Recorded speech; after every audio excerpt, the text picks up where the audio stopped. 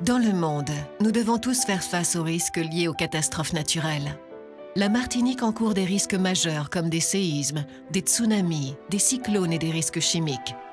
Notre insularité nous ramène à 8 heures de délai minimum avant l'intervention de secours venant de l'extérieur du territoire. Les secours de terrain, SDIS, forces armées, aide humanitaire ne pourront pas se rendre simultanément dans tous les quartiers, au plus proche de la population. C'est pour cela que l'Union régionale des professionnels de santé infirmiers de Martinique, URPS, association loi 1901, née dans le cadre de loi Hôpital Passion Santé Territoire, HPST du 21 janvier 2009, participe au programme de la formation AFGSU 2, attestation de formation aux gestes et soins d'urgence niveau 2, dispensée par le SDIS et l'Union départementale des sapeurs-pompiers de la Martinique. Attention, attention pour lever. Attention pour lever. Lever. Voilà, bravo. Posez. L'URPS a sollicité le service départemental d'incendie et de secours ainsi que l'Union départementale des sapeurs-pompiers pour mettre en place une formation qui répond à leur projet, c'est-à-dire l'infirmier libéral, premier maillon de la chaîne de secours. Nous sommes dans une île avec de forts risques, donc il était intéressant d'avoir 1300 infirmiers répartis dans le département qui puissent être actifs en cas d'un événement majeur, mais également dans le cadre de leur patientèle.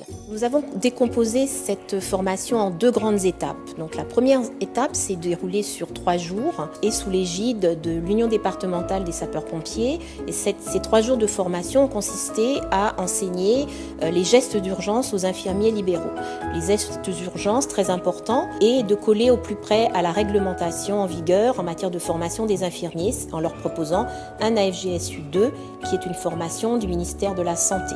À l'issue de cette formation, en 2e étape, nous avons le service départemental d'incendie et de secours qui intervient et là propose aux infirmiers une formation au risque collectif, au risque majeur.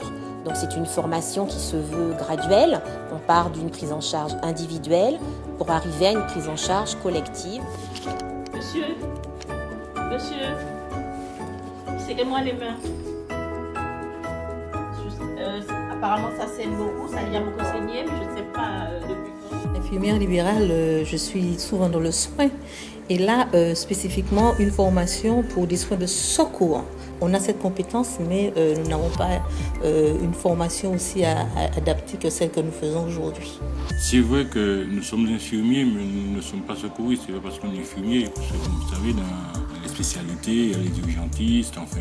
Donc pour pouvoir assurer, pour pouvoir prendre notre place dans la chaîne de secours, le dispositif qui existe, il fallait que nous soyons formés pour pouvoir prendre notre place et être efficaces auprès de la population. Et notre ambition aussi, c'est avec ce que nous allons acquérir, d'aller vers la population, d'aller vers les quartiers pour leur faire des petits enseignements, pour leur expliquer les gestes de premier secours, pour qu'en cas de catastrophe, justement, ils nous aident à faire les gestes d'urgence. Les 2 jambes sont brûlées. Bon, vous ne pouvez pas vous lever, si je comprends bien. D'accord.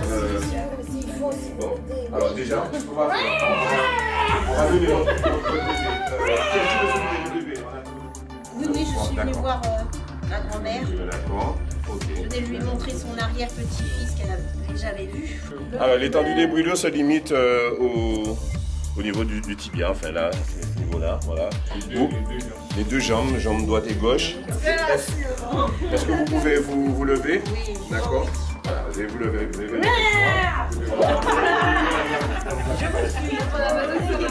Voilà. Vous allez attendre un peu là. Voilà.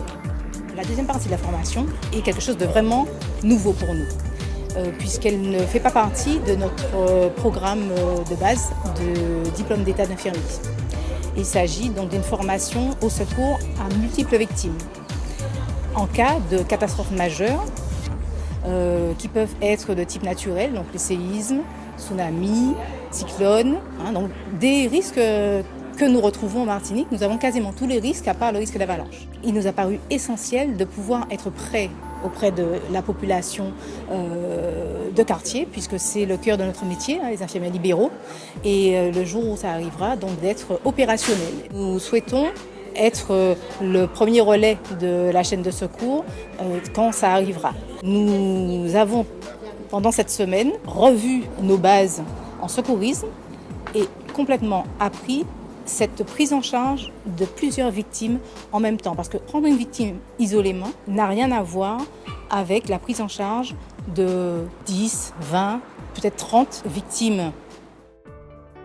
Cette journée a été consacrée à une séquence pédagogique bien particulière. Donc, nous avons traité l'arrêt cardio-respiratoire dans un cadre professionnel avec plusieurs personnes et notamment avec du matériel bien précis. Donc, un bas-vu, c'est un élément qui va nous permettre de ventiler notre victime, et le défibrillateur semi-automatique qui va nous permettre de prendre en charge l'arrêt cardio-respiratoire à un stade précoce. C'est un appareil qui va envoyer une onde électrique et qui va permettre de stopper l'activité du cœur et de faire redémarrer le cœur. C'est un appareil qui est indispensable et qui sauve de nombreuses vies.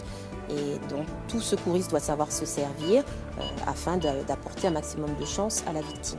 À l'issue de cette séance d'apprentissage, nous avons souhaité mettre l'ensemble des stagiaires en situation. Donc nous leur avons proposé une série de mises en situation avec des prises en charge de victimes dans le cadre d'un risque collectif ou d'un risque individuel. Donc des cas concrets bien précis avec des personnes âgées, avec des situations qu'on peut retrouver classiquement, des brûlures, des douleurs thoraciques, des malaises, des plaies importantes, des saignements. Donc chaque stagiaire devait à son tour passer devant un cas concret et on évaluait sa capacité de réaction et les gestes secouristes qu'il pouvait appliquer, mettre en œuvre et rajouter, étant infirmier, quelques gestes infirmiers supplémentaires.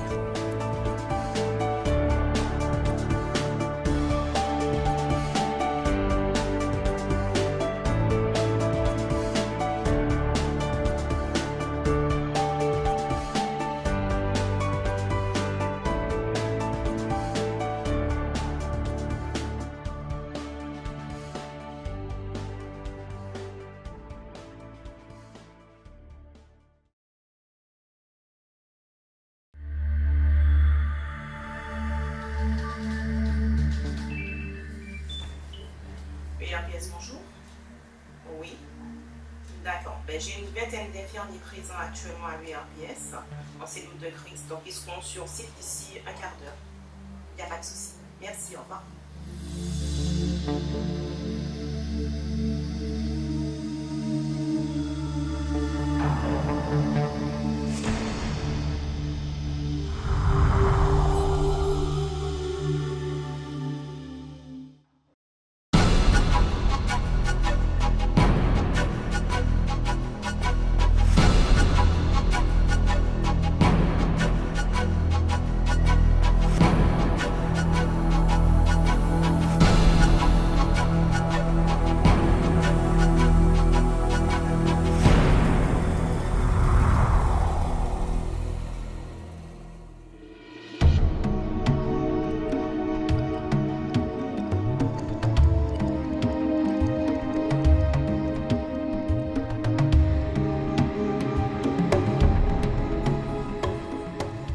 Aujourd'hui, c'est le 24 mars 2017 et c'est le 4e jour de l'exercice Richter. Aujourd'hui, donc, il s'agit de simuler un véritable chantier d'enlèvement de décombres et de récupération des gens qui sont enfouis sous les décombres, de sauvetage et de traitement de ces victimes par le système de santé. Ces victimes ont été recueillies, ont été identifiées et transférées pour une partie par les moyens de secours vers le centre hospitalier, vers le CHUM de Martinique, et pour les moins graves, transférées ici dans le centre d'accueil des victimes qui est tenu par la mairie. Dans ce centre d'accueil des victimes, il y a donc un poste médical autour de 2 fonctions principales qui sont d'une part le médico-psychologique. Il s'agit de prendre en charge les gens qui sont en difficulté suite à cet événement, et un pôle plus sanitaire, on va dire, où on va gérer les petites blessures, les petits bobos, par exemple les coupures ou autres, parce que sur un événement de cette ampleur où il y a plusieurs milliers de victimes, On n'enverra pas dans les hôpitaux les blessés qui ont besoin de quelques points de suture ou qui ont une cheville tordue. Donc il s'agit de prendre en compte ces blessés légers et de prendre en compte aussi les personnes qui sont en rupture de traitement, les dialysés, ceux qui subissent une chimiothérapie par exemple, ceux qui ont perdu leur insuline, etc. On a dans cet exercice envisagé tous ces cas de figure avec des participants volontaires qui simulent les victimes de ce tremblement de terre.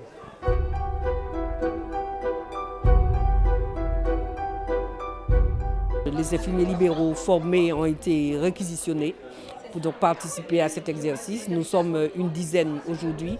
Nous en avons reçu quelques-uns aujourd'hui, donc une vingtaine, ce qui nous a permis effectivement d'exercer nos compétences, pansement, mettre perfusion, pose d'attelle et tout. C'est un nouveau tri qui permet quand même de déceler des complications que la cellule de tri au départ n'a pas décelé en tout cas. Nous sommes accompagnés par un médecin aussi libéral, donc c'est le libéral qui s'occupe, dirons-nous, des blessés les plus légers.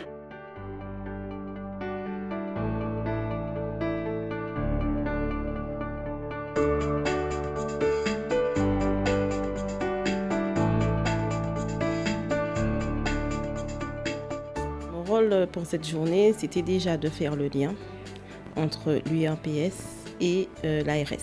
Nous avons lancé sur les réseaux WhatsApp et aussi au niveau des médias un appel à tous les infirmiers afin qu'ils puissent participer. Nous avons une réponse assez positive des infirmiers. Beaucoup de ceux qui ont été formés par l'URPS et aussi bien que ceux qui n'ont pas d'AF GSU2, qui n'ont pas participé à cette formation. Je les ai sentis à l'aise, mais il est vrai aussi qu'au niveau de l'URPS, nous faisons aussi dans la formation de la remise à niveau pour ceux qui ont eu la formation il y a 2 ans. Et puis nous continuons aussi à former. Donc nous avons une prochaine formation au mois de juillet. Ça a été très intéressant, très enrichissant et très formateur. J'ai effectivement fait la formation à GFSU catastrophe naturelle qui m'a beaucoup aidé. Nous étions vraiment en situation d'urgence.